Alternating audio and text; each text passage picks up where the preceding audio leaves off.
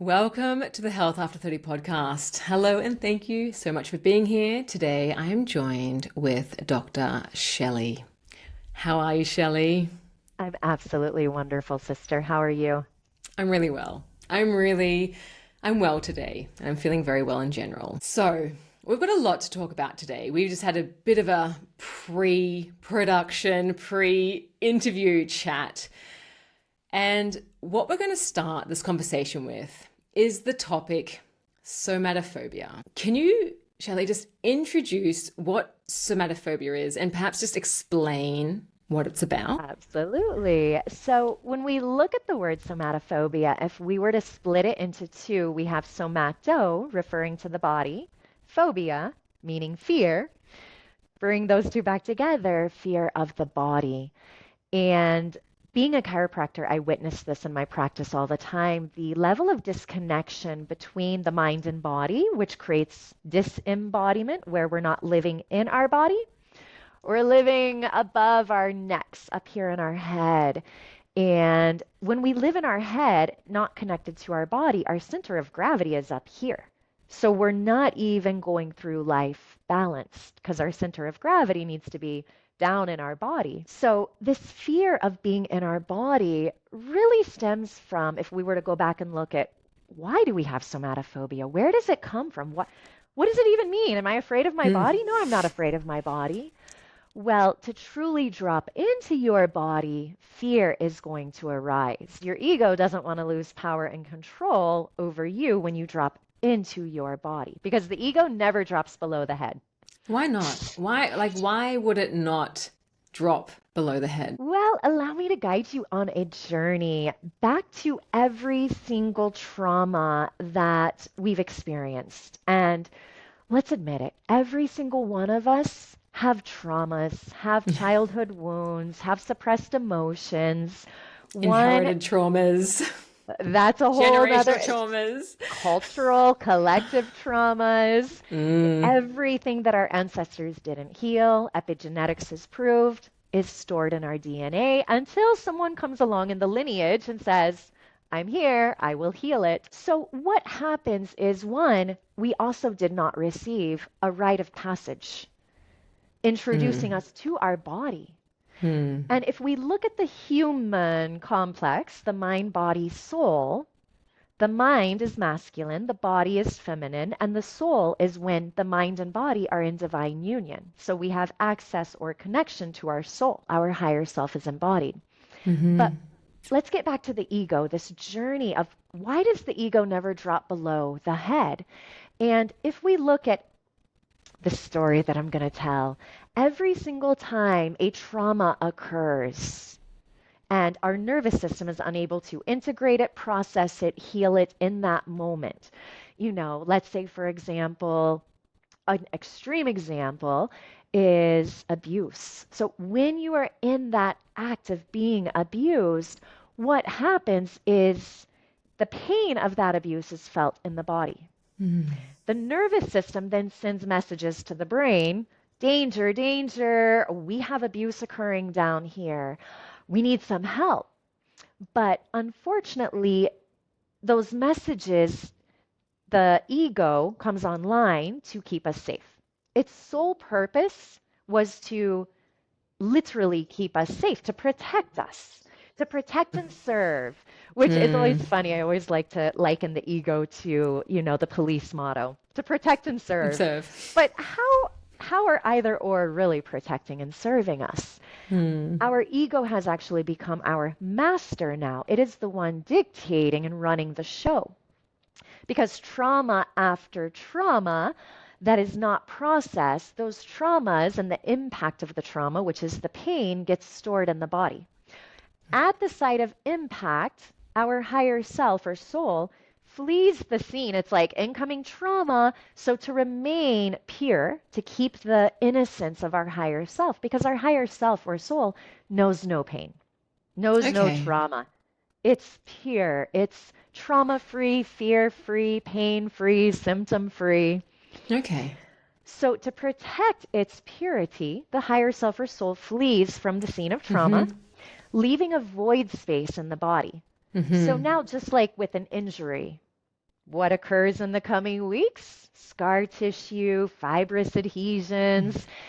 Now you may have a frozen shoulder or hip pain because that trauma, the impact of it and the pain was never dealt with. So now scar tissue fills into that void space where the higher self checked out from. Well, without a higher self connected to that part of the body where the pain of trauma impacted the body, someone has to control that part of the body. So the ego raises its hand and says, okay, I will create a false identity, which is what I call a trauma self. And this trauma self reigns from the brain, from the mind. It reigns from there and it controls that part of the body where the trauma occurred. But the ego can't drop really into the body. The ego's sole purpose is just to create these identities to protect and service, to prevent pain from showing up again. So that then gives rise to now trauma after trauma. The ego builds more fear, more fear, more fear, because wow, you've experienced a lot of pain. So I have a lot of trauma selves or false identities that I've had to create to keep you, this bodily vehicle, safe from feeling pain. safe.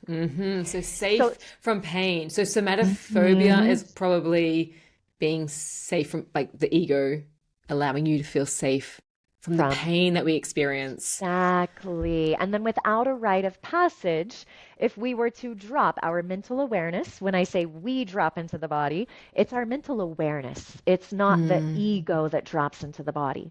So our mind drops into the body, and that's the scary part. And what happens and why it's so scary, who taught us what to do when we drop into our body? Well, that's the rite of passage that we missed, right? Exactly. Yeah, no one ever says, let's go deep there. Although I feel like now, being in my mid-30s, a lot, it's common practice now. Maybe it wasn't back in the 80s or the 90s, but now it's common practice that people are going to therapy and people are talking about and they're unpacking their traumas. I feel like everyone in this day and age talks about their traumas, not openly, but it's a bit more accepted. Normalized. It's normalized. Yeah. So what role does somatic healing play when addressing traumas, and how does that differ from other methods? Well, and even if you look at, let's say, going to a therapist and talking about it, we are in a state of consciousness during that therapy session.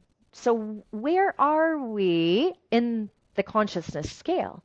If we have not reclaimed that space in our body where the pain occurred, we haven't healed the pain of that trauma, then we are in our ego self, our lower state of consciousness, our trauma self. We're living in our reptilian brain, fight, flight, freeze, because that pain in the body keeps those messages of danger flowing through the nervous system, sending it to the brain. Help, we need some help down here. Can you come down here and find a solution in the body to get rid of this pain? So when we are in that state of consciousness of fight, flight, freeze, of our ego and trauma self, what we're doing is we're actually spinning in that story. We're telling the story again and again, actually re-traumatizing ourselves, and we're not getting out of the loop, we're reinforcing it.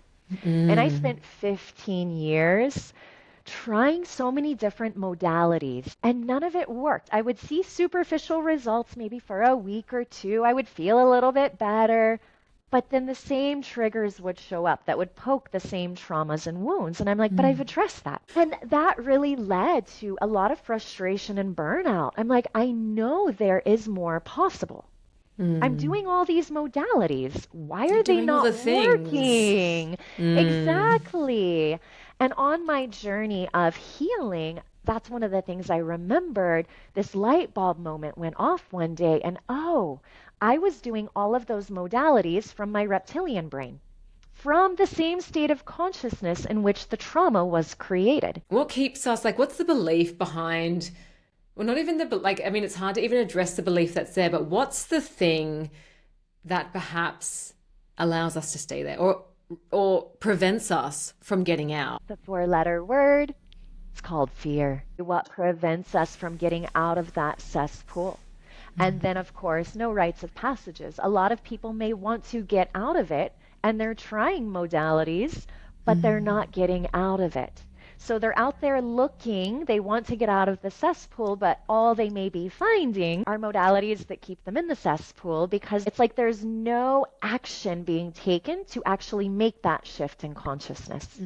They're not changing, or like they're trying all the things, like they're doing all the external, but perhaps they're not. I think a lot of the time when I work in practice with women like trying to get onto healthy habits with nutrition, it's like you need to identify with someone who is healthy and eats healthy. You can't just do the things if you're not believing it. Or if you're a smoker, you actually have to say, I'm not a smoker, not I'm trying to quit. You really have to identify with what you're trying to be. Maybe that's what you're alluding to. It's like to be able to get out, to be able to change, you need to actually create the change from within, not just do the things. Absolutely. And that means we have to conquer somatophobia because to go within, we can't just go within where we already are living in our head, go within to our ego monkey mind state where we have 60 to 80,000 thoughts a day. We have, 40 to 60 thoughts a minute.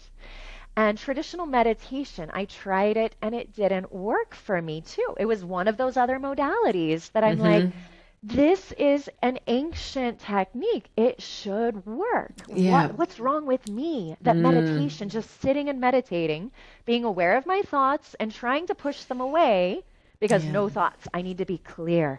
That didn't work. And along my healing journey, again, as I dropped into my body, those thoughts are like tree branches. The feelings and emotions that are attached to the pain of trauma are the roots of the tree. Just because you can't see the roots doesn't mean they're not there. And that's why meditation didn't work for me because I was, again, in a lower state of consciousness, approaching my meditation practice from my ego or my trauma self, reptilian brain, fight, flight, freeze messages flowing through my body. So I'm not in a state of relaxation. And I was doing nothing to make that jump from a lower state of consciousness to a higher state of consciousness. Science proves that to get out of our reptilian brain and to grow our midbrain, we have to do that which is uncomfortable. If we stay in our comfort zone called the cesspool, we're never going to make the jump out of our reptilian brain. We all want to get out of the cesspool. We want to get out of that state. Fear holds us back. What can we do? Or how can we do this? Well, first and foremost, we really have to take an honest look in the mirror at what we are doing and ask ourselves, is it working? Or am I spinning my wheels? Am I in the cesspool still? And if I am, why am I going to keep doing the same thing that's not working? And then from there, and I'll share my journey of what works for me, which is what led to the birthing of this body-mind synchronization foundational framework to unite our mind and body. Because that is why we don't have connection to our soul. So I knew I came here for divine union. It's like, I am not here. I'm not going to settle for a relationship that's less than. I knew I came for my higher purpose. And I wasn't going to stop until I found it. And in my journey of healing and getting burnt out and frustrated, I discovered plant medicine. And then that shifted me from my lower state of consciousness to a higher state of consciousness. And from there, dropped into my body. And that's where I found everything I was looking for. Once I conquered somatophobia, dropped into my body, everything I was looking for, all the knowledge and wisdom, all those light bulb moments of, why did all of these other modalities that I spent so many years doing, why didn't I get anywhere? And the biggest piece, it always comes back to the ego, which stands for edging God or goddess out. So we're literally edging our God and goddess, our higher self, our soul out and further away, which is the essence of the word disembodied. We are living disembodied. Our higher self or soul is outside of our body. Our awareness is external. And we see this in religion. You need to go to an external temple or church, pray to an external God, and you're going to be saved. Well, our body is a temple. What do temples house? Our own inner God and goddess, our own inner masculine and feminine. So our body is the temple we should be going to and checking in. But when we look at the effects of traumas, And every time we experience a trauma and a piece of our soul, we lose connection with, it checks out, it flees from the scene. The bigger the trauma self or ego gets. And that is basically indicative of the intensity of somatophobia that one will experience in this Yeah. journey from the head into the body, which Mm. is beautiful quote by Buddha. The longest journey a man will ever make is from the head to the heart. In my journey, we have to go all the way down to the foundation of our temple body, our pelvic floor, womb for women, hara for men, and then we have to rise back up into our heart. But and that is truly how. So for me, what I view this body-mind synchronization practice as, it's a marriage of my mind and body. It's a quieting of my egoic monkey mind, the trauma self, the fear, realizing that that is not me. That is a false identity Identity. that I have identified as, To protect yourself. but it's not me. So anytime the fear shows up, it's a journey into my body. Because to quiet all those thoughts in meditation, I have to uproot the root causes of those thoughts. They're connected to feelings and emotions in my body. So what that practice looks like is literally bringing my mental awareness into my body, checking in, where am I feeling pain or stuckness?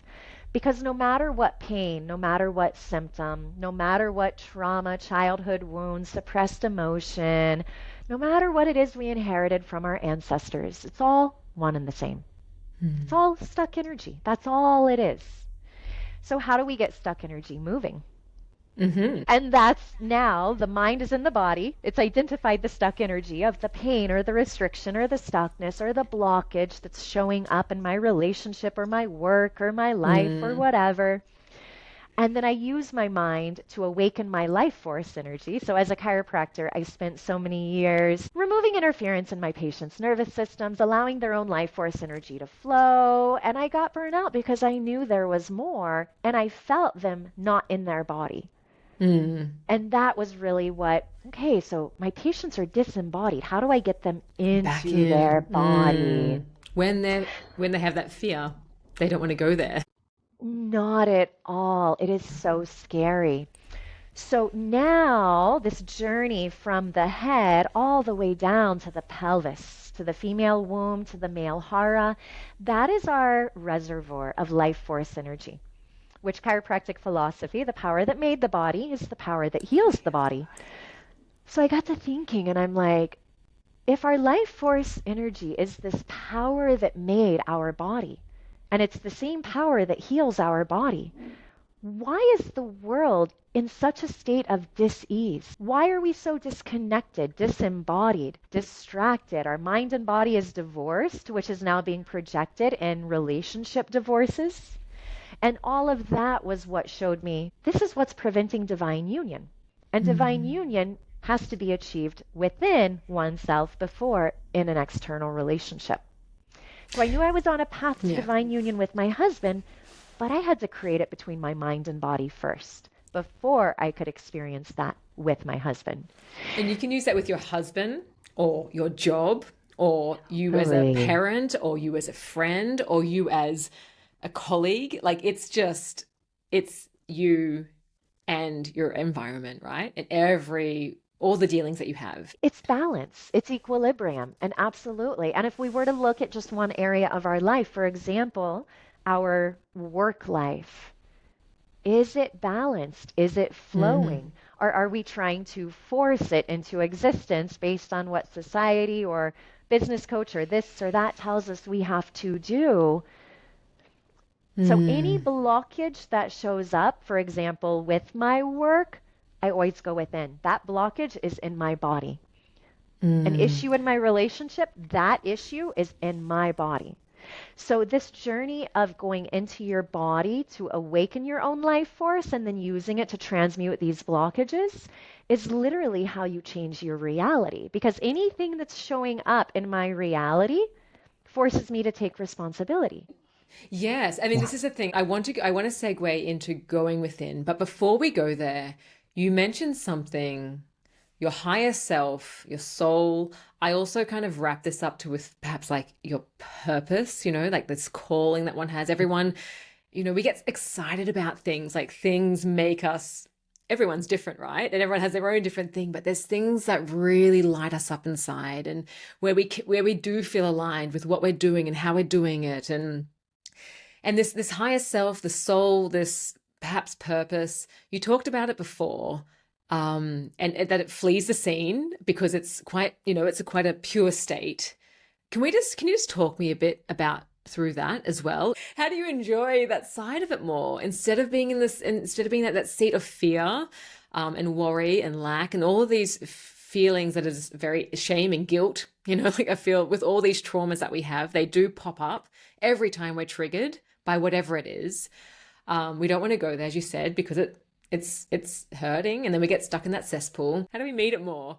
How can we live in alignment with it? What you initially said there, our soul purpose. We're all looking for, what is my soul purpose? And a lot of what is out there in society today is all about your soul purpose being external.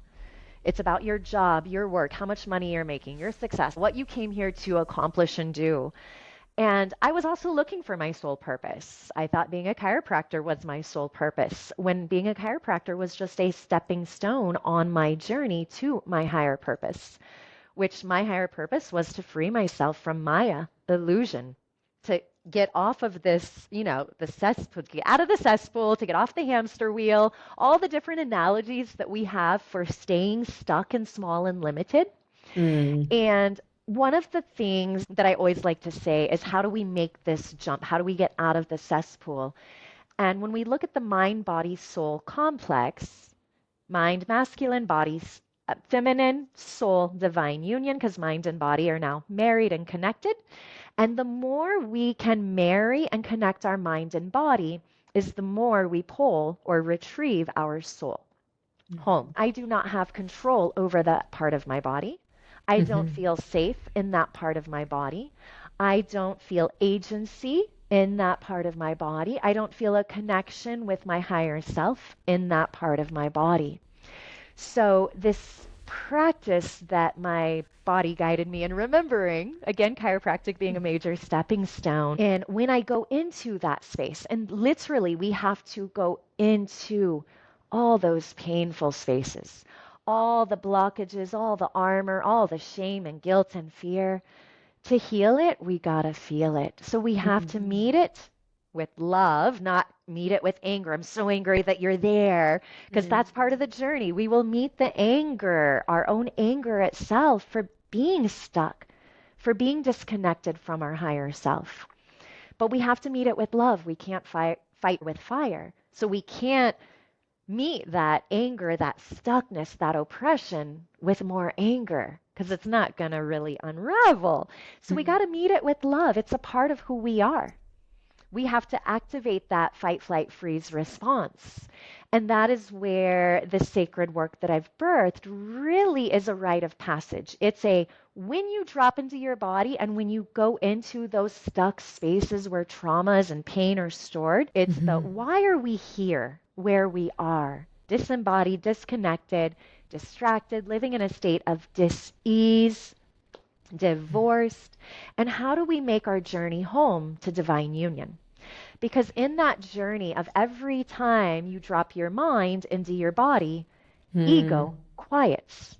Mind and body are united, and now you can begin the journey of literally going into those stuck spaces and pulling your soul home. When you kick out those stuck energies, when you heal those traumas, you now reclaim space. You reclaim power that your ego or trauma self had over that part of your body. So now you, your higher self, has power over that part of your body. You reclaim that feeling of safety in your body, because I'll be the first to say we will never feel safe in our external environment if we don't feel safe in our internal environment, our body, and then our mind as well. Because there is also, just as we have somatophobia, we also have mind phobia. It's still just like talk therapy. It's still staying above the ground. Because coming back to that journey I guided you on earlier, when trauma occurs, higher self disconnects from the mind-body complex, nervous system sends messages to the brain. Then in the brain, we've got our three minds. We have our conscious mind, subconscious mind, unconscious mind. The minds now start filing away the case story. Okay, so this day, this time, this trauma occurred, these emotions were felt, this pain is lodged in the right hip. I spent years doing mental modalities, subconscious reprogramming, consciousness work, quantum physics, trying to change my mind, but I was still working above ground. I wasn't dropping below ground to get to the roots of those stories. Because we can, again, pull out the files, we can read the case story, I'm going to tell myself a different story, but that story and the case file is still in the mind as long as the pain of that trauma is still in the body.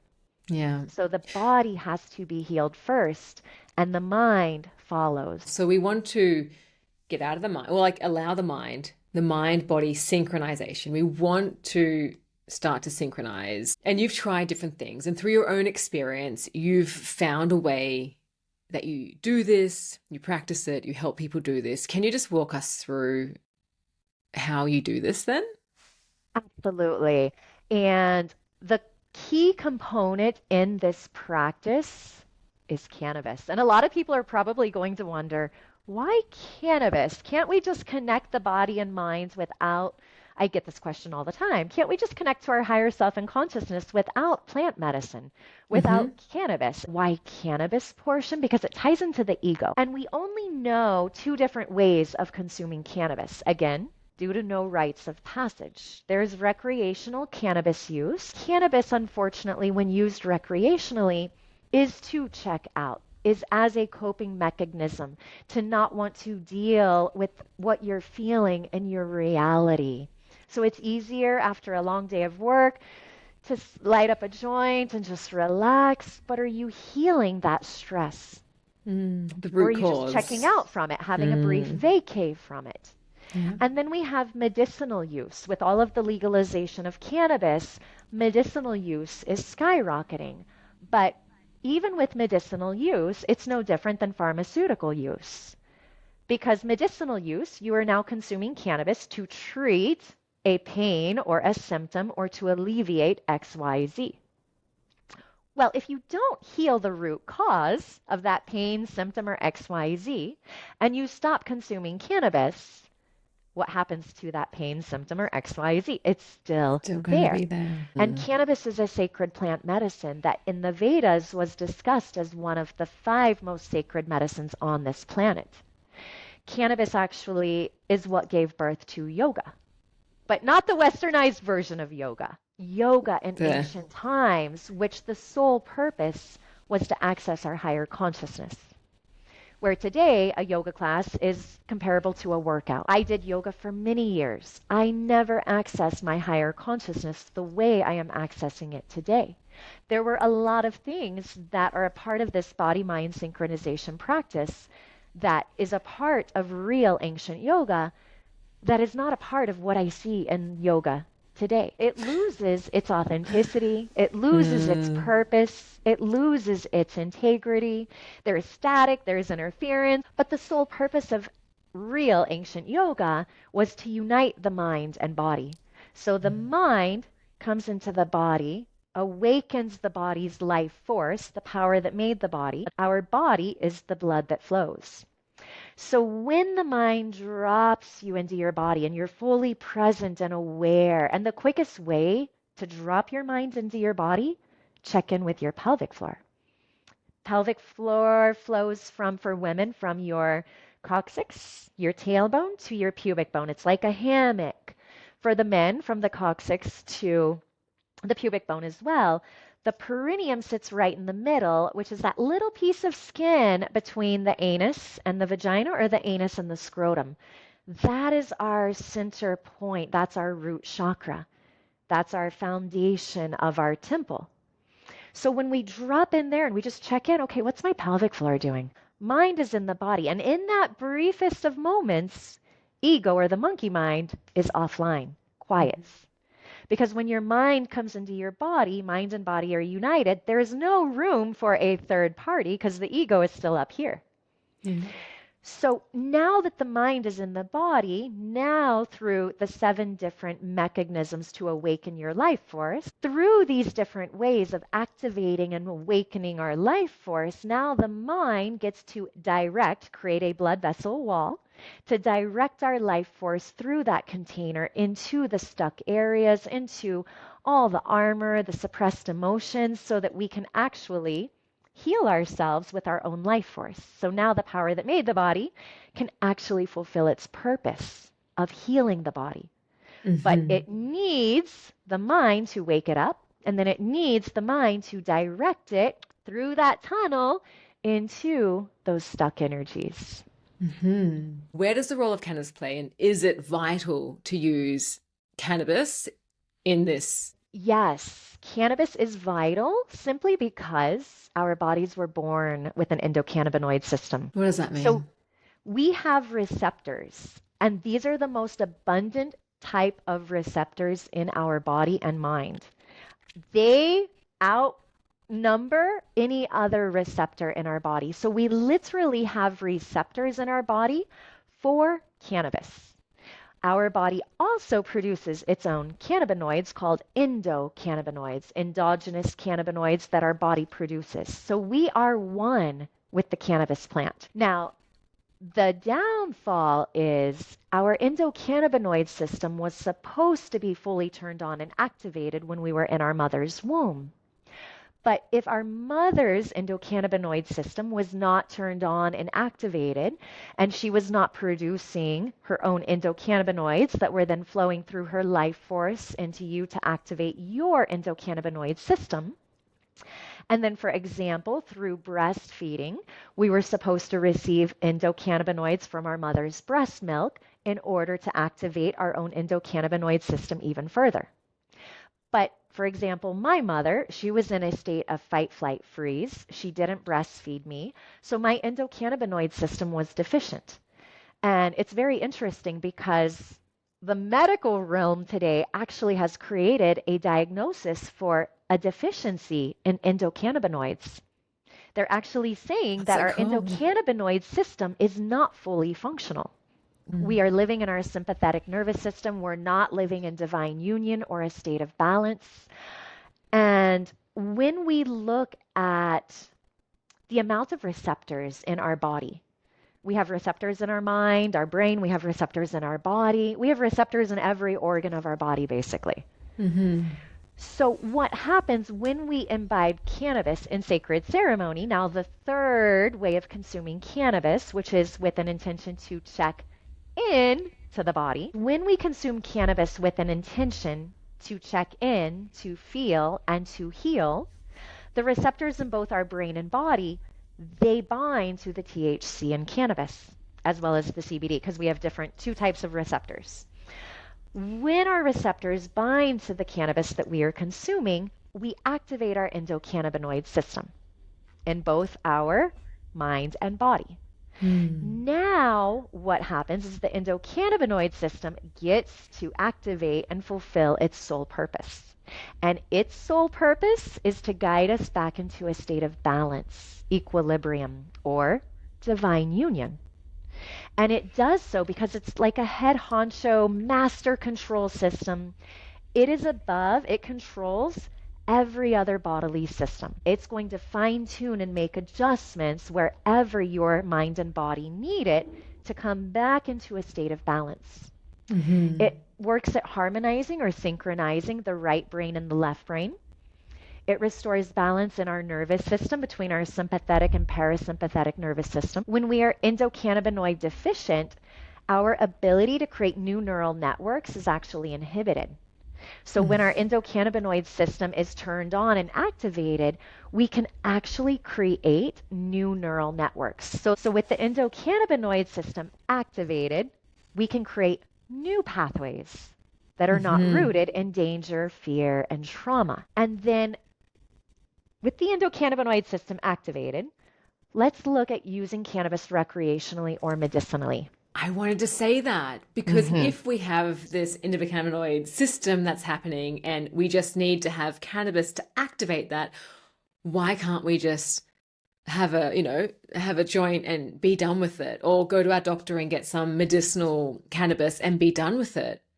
Where's the difference there? And the difference lies in those roots. Those Root roots of that cause. tree that I talked about. So recreationally, we are checking out. We're not coming into our body. So the endocannabinoid system is not going to do the healing for us. It's not going to magically restore us to a state of equilibrium or balance or divine union without a little bit of our assistance. So if we're checking out, endocannabinoid system is working to try to restore balance. If we're consuming cannabis medicinally to treat that pain or symptom or whatever, the moment the medicinal or the recreational high wears off, endocannabinoid system goes back offline, you go right back into that state of imbalance. So it's like 2 steps forward, 2 steps back. You're staying in the same cesspool. Yeah, I was going to say that.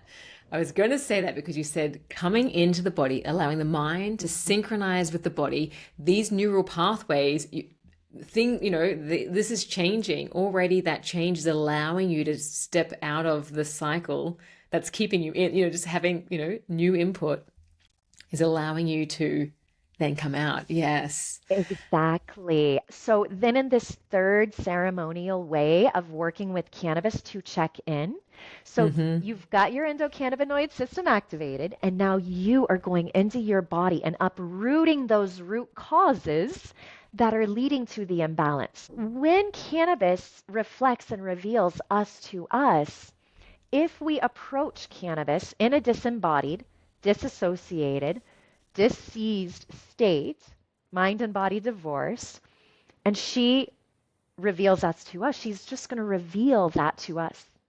Without an intention, she pulls an intention from our subconscious mind.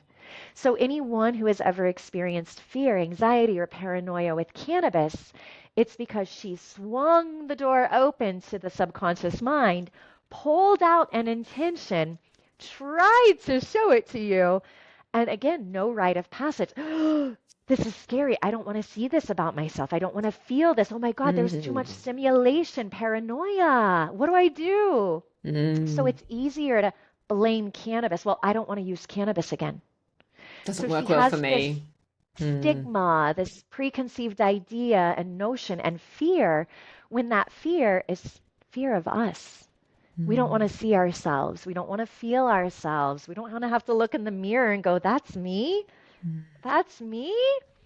So it's scary. So somatophobia, fear of feeling, seeing all of who we are and everything that we have not integrated and processed and healed, which has led us to being disconnected from our soul. And then with cannabis, yes, she activates our endocannabinoid system. As I like to say, she turns on our higher perspective. She hands us a flashlight. And it can either be a small flashlight so we can pinpoint our mental awareness to a specific trauma in our body, or she gives us a floodlight. And then because there's receptors in our body, she allows us to feel more if we're not checking out with her. So when you're in that heightened, altered state of consciousness, if you're checking in, you can feel your life force more. You can see colors brighter. You can smell things more intensely. So she's already beginning to activate our feeling presence and our mental awareness with the flashlight. So she contributes. I call her the divine union plant. She literally contributes to us restoring that connection between mind and body. She contributes to quieting that ego or monkey mind. So she literally gives us a little bit of a boost into that state of divine union. And then when we're going into our body and we're uprooting all those roots, the root causes of the pain, the symptoms, when we uproot a trauma, we now, when the cannabis high, the sacred ceremonial cannabis high wears off, we no longer have that trauma stored in our body. We have reclaimed space, power, safety, agency, control, and connection with our higher self. So we have moved closer to a permanent state of equilibrium or balance or divine union.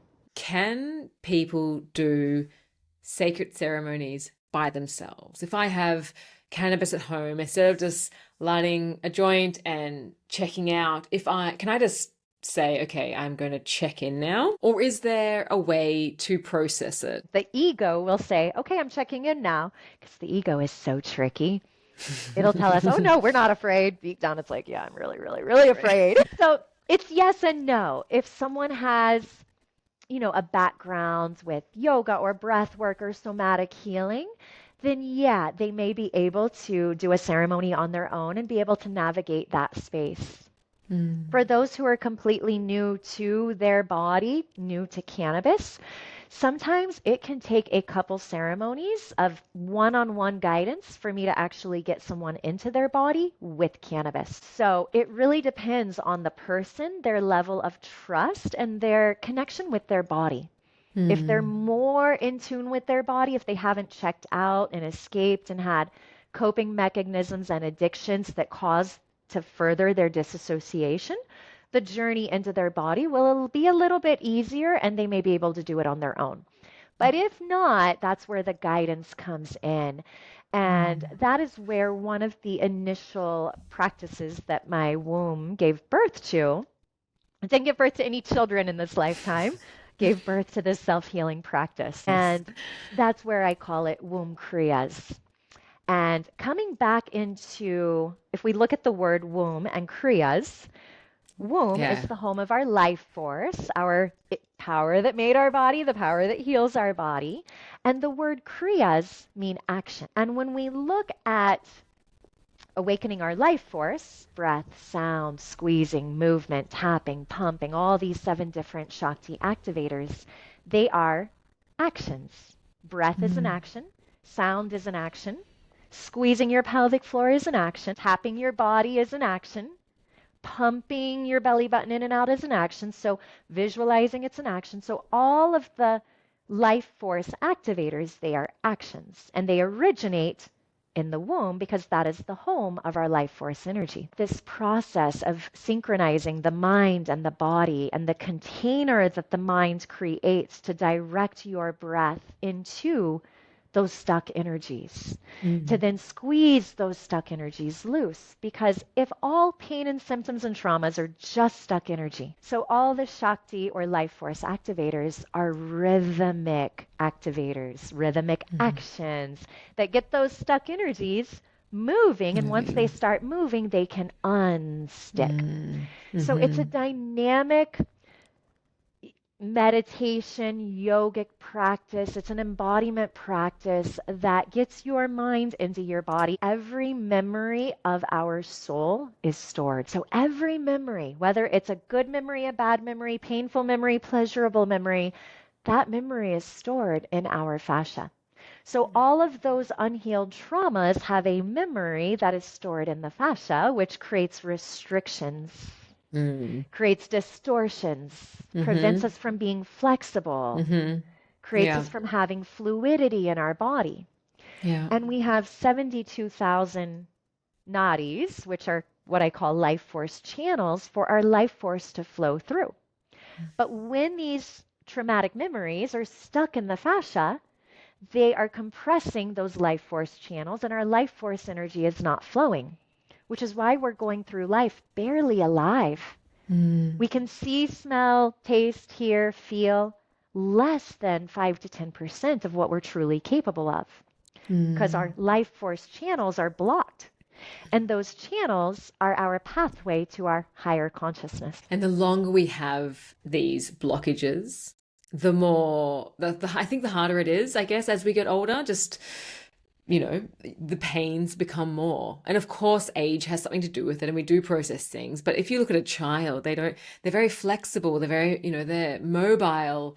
And then, over time, everyone, gets these blockages. And so I will share my experience, and it's not just about the ceremony, but now when I go into life and I get these triggers, which I would usually react to, maybe because what you said, part of these traumas start to get healed, you start to address them, you get to that root cause, these things that would usually trigger me just don't trigger me as much.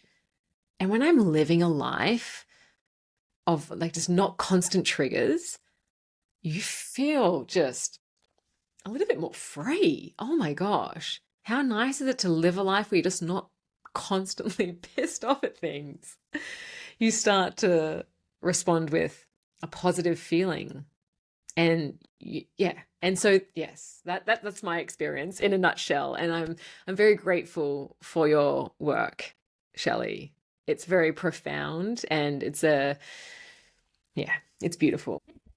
What I spent so many years looking for, and I found it in my body, and that is the core essence of this medicine, is you are your own healer, you're your own shaman, guru, chiropractor, Mm, therapist, everything rolled up in one. Because as you mm, said, therapists don't have answers for you. You have answers for you. But are you finding them? Do you know where to find them? Because they are hiding mm, out in your body. And that's why I love to call it psychosomatic therapy or a psychosomatic meditation. Because as you are dropping into your body and transmuting those traumas, a beautiful thing happens. You don't even need to know what it is you're healing because the mm, healing occurs so fast. Your body remembers, like, oh, yeah, we've done this before. Maybe not this lifetime, but we've done this before. There's a remembrance that comes online. And it's that instinctual intelligence of the body. The mm, body naturally knows how to heal itself. It just needs our direction, which comes from our mm, masculine, our mind.